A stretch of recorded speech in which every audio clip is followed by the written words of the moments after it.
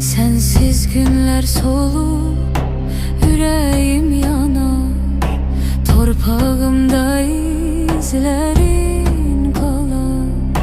Bir nefesin yeter ay vatan, sönmez odum içimde yanar. Canım yurdum İran, sensiz olmaz. Kalbim senin adınla döyüner her an.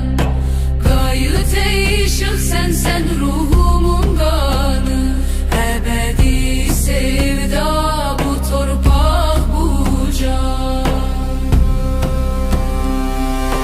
Sükût içinde